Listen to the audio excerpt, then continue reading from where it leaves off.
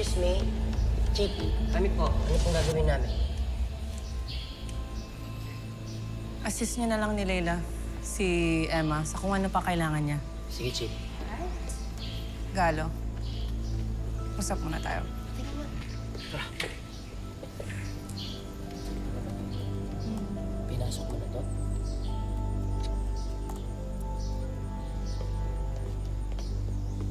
Ano faction natin, boss? Ano yung ginawa mo kanina? Ano magagawa ko? Hindi ko talaga alam eh. Nagtatanong talaga ako. Hindi yon yung sinabi mo kay Tita Glo.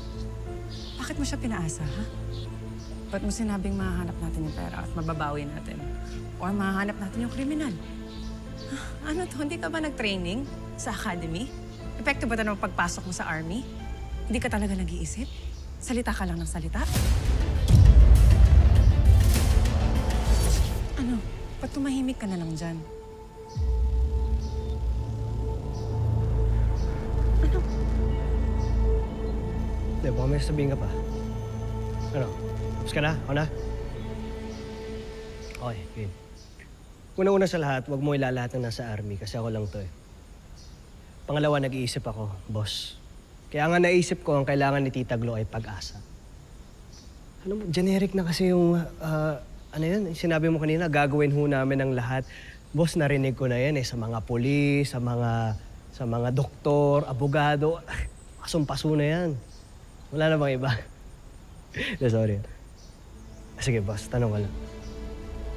May tiwala ka ba sa team natin?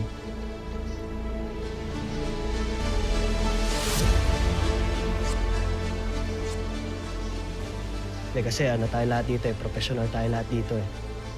Pinili tayo ni Director Franco na mapasok dito sa team na to. Ibig sabihin, magagaling tayo, di ba? Aminin ko, wala akong alam sa mga cyber na yan. Kayo, marunong kayo dyan. Kaya tiwala ako sa inyo. Ngayon, pagdating naman sa field operation, alam ko magaling ako, kaya mapagkakatiwalaan ako. Tiwala ako sa inyo. At yun yung kailangan natin, boss. Tiwala. Tiwala ako sa inyo. Sana ikaw rin. Labas, sasagot ko ba yung tanong mo? Bag na ako, ah.